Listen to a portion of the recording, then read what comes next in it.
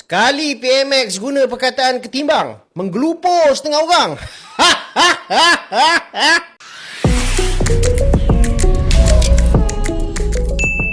Assalamualaikum warahmatullahi wabarakatuh. Kembali bersama dengan kami di channel ini.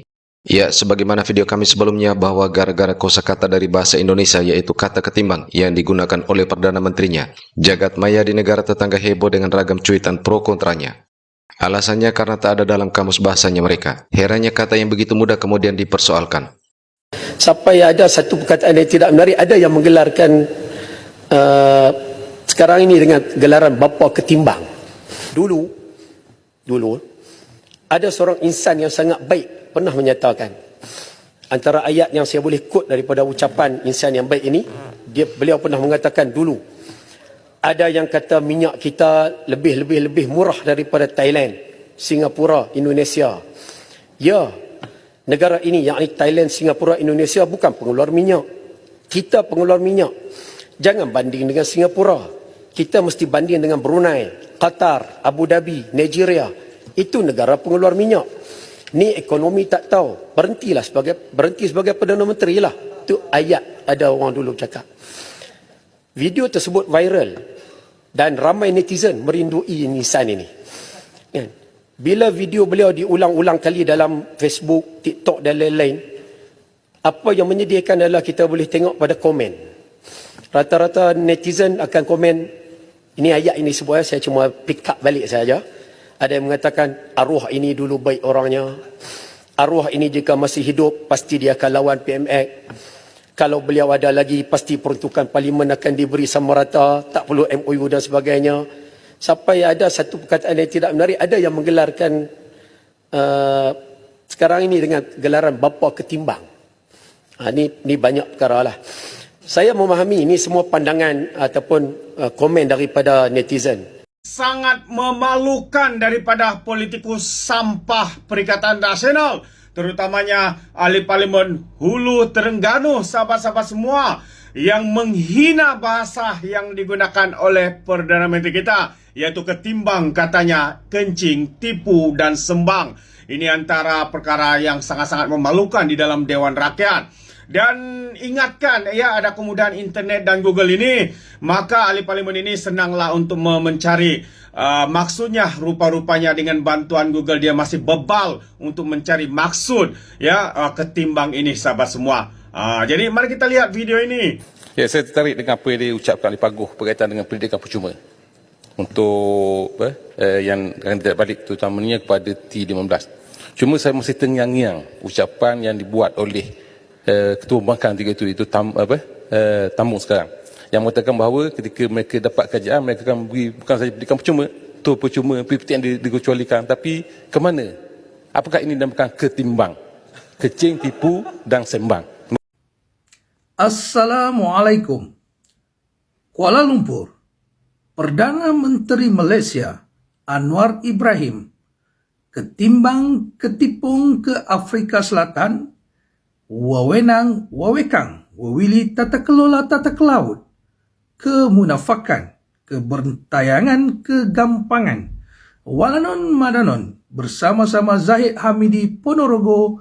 Inilah walaupun yang tiada modal sampai mempertikaikan kosakata tahap tinggi yang PMX gunakan. Saya ni nak cakaplah, apa salahnya PMX nak gunakan perkataan ketimbang dalam pembentangan belanjawan 2025? Sebab kita tahu bahawa perkataan ketimbang tu dah diterima oleh Dewan Bahasa dan Pusaka. Dan ia ialah salah satu perkataan daripada kosakata tahap tinggi.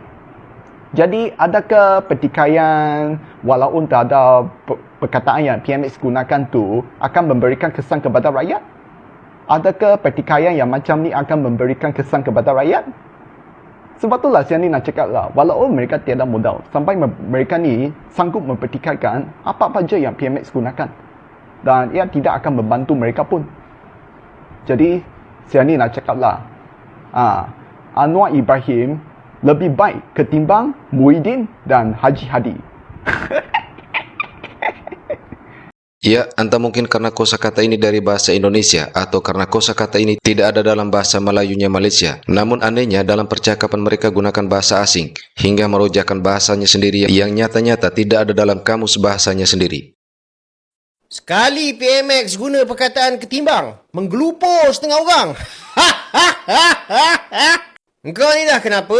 Dia guna perkataan ketimbang kau marah. Dia tak ambil gaji pun kau menggelupur. Okey lah tu tak ambil gaji. Kan boleh jimat duit kerajaan. Katakan nak uruskan hutang kerajaan. Orang putih kata tu apa? Lead by example. Macam tu lah. Okey guys, baru-baru ni masa PMX membentangkan Belanjawan 2025 beberapa perkataan-perkataan yang mungkin kita tak pernah dengar ni telah pun mencuri tumpuan antaranya adalah ketimbang Pada asalnya saya pun tak tahu apa tu ketimbang. Tapi ini bukan kali pertama PMX gunakan perkataan tu. Sebelum ni pun dia pernah gunakan perkataan tu. Tapi kita ambil pendekatan positif lah. Belajar lah. Bila saya buat research sikit, baru saya tahu ketimbang ni bermaksud perbandingan di antara dua perkara. Bukan susah sangat pun. Tapi kan guys, ada satu benda yang saya tak boleh faham tau. Ada orang tu dengar perkataan ketimbang yang berasal daripada bahasa Jawa ni.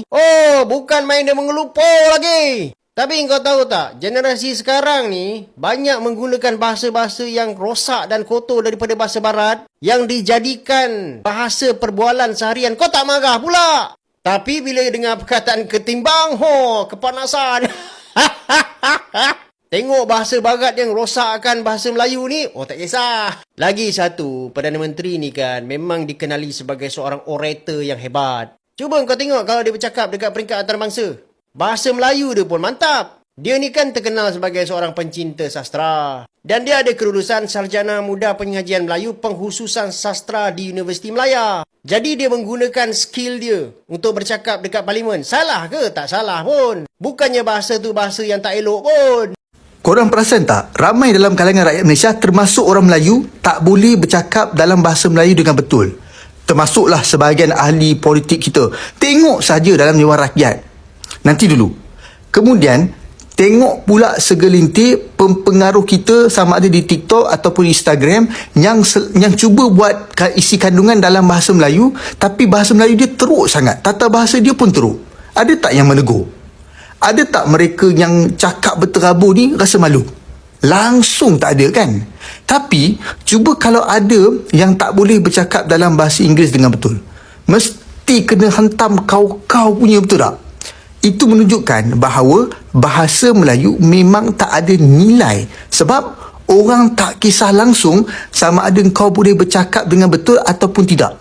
Dan orang yang cakap bahasa Melayu dengan teruk tu tak ada rasa malu pun. Korang tengok je lah dekat Dewan Rakyat.